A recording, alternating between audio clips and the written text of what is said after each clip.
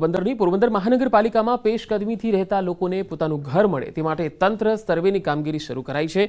પ્રધાનમંત્રી આવાસ યોજના શહેરી અંતર્ગત લાભાર્થીઓને મકાનો મળે તે માટે ફોર્મ વિતરણ, નોંધણી સહિતની કામગીરી પૂરજોશમાં ચાલી રહી છે। શહેરના મફતિયાપરા, ઘાસ ગોડાઉન, કડિયા પ્લોટ સહિત અનેક વિસ્તારોમાં ગેરકાયદેસર દબાણો કરી હજારોની સંખ્યામાં મકાનોમાં બાંધવામાં આવેલા, જેના કારણે ચોમાસામાં પાણી ભરાઈ રહેવાની સ્થિતિ સર્જાતા આ વિસ્તારોમાં પાણીમાં ગરકાવ થઈ જતા હતા। આ સ્થિતિને ધ્યાનમાં રાખીને ખાડી કાંઠામાં રહેતા લોકોને પોતાનું ઘર મળે તે માટે તંત્રએ કવાયત હાથ ધરી। અત્યાર સુધીમાં 6000થી વધુ મકાનોનો સર્વે કરી યાદી તૈયાર કરાઈ છે। બાદમાં ડ્રો મારફતે આવાસોની ફાળવણી કરવામાં આવશે। જે લાભાર્થીઓ છે એમને પોતાના મકાનનો લાભ મળે તે માટે સરકારશ્રીની સૂચનાથી આપણે એજન્સી દ્વારા એના સર્વેની કામગીરી ચાલુ કરવામાં આવેલી છે। આવા અંદાજે 6500થી વધુ ઘરોનો સર્વે કરવામાં આવેલો છે।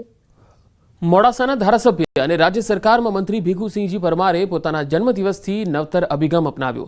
શામળાજીના દર્શન કરી પોતાના મત વિસ્તારના ગાજણ ગામે મારું ગામ મારો પરિવાર નામની પહેલ શરૂ કરી। ધારાસભ્ય દર અઠવાડિયે ગામના પાદરે ગામના પ્રશ્નો અને વિકાસલક્ષી રજૂઆતો સાંભળશે અને આ પ્રશ્નોનો હલ કરવાનો સંકલ્પ લીધો છે। દર અઠવાડિયે એક ગામની મુલાકાત સાથે લોકોને ગાંધીનગર સુધી રજૂઆત કરવા જવું ન પડે તે માટે વતનમાં જ પ્રશ્નનો હલ લાવવાનો પ્રયાસ કરાશે। આ નવા અભિગમને ગામ લોકોએ આવકાર્યો છે।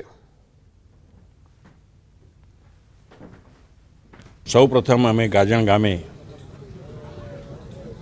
ખાટલા બેઠક કરીને ગામના પ્રશ્નો, ગામની જરૂરિયાતો એ બધી ગ્રામજનો પાસેથી જાણીને એ જરૂરિયાતોને વહેલા તકે પૂરી કરવાની હું એક ધારાસભ્ય તરીકે પ્રયત્ન કરીશ। ગુજરાતમાં આંખના ડોક્ટરોની ઓપીડીમાં ધરખમ વધારો થયો છે। 50% દર્દીઓને આંખના ડ્રાયનેસની ફરિયાદ આવી રહી છે। આંખના સર્જનના જણાવ્યા મુજબ લેપટોપ, કોમ્પ્યુટર, ટીવી અને ખાસ તો મોબાઈલના સતત વધી રહેલા ઉપયોગને કારણે લોકોનો સ્ક્રીન ટાઈમ વધી ગયો છે। સિનિયર આઈ સર્જન જણાવે છે કે નાના બાળકોથી લઈ યુવાનોમાં સતત મોબાઈલનો ઉપયોગ વધ્યો છે। છેલ્લા કેટલાક સમયથી 5 વર્ષથી નીચેના 20થી 30% બાળકો આઈ ડ્રાયનેસના પ્રોબ્લેમ સાથે આવી રહ્યા છે, જે ખૂબ જ ગંભીર કહેવાય।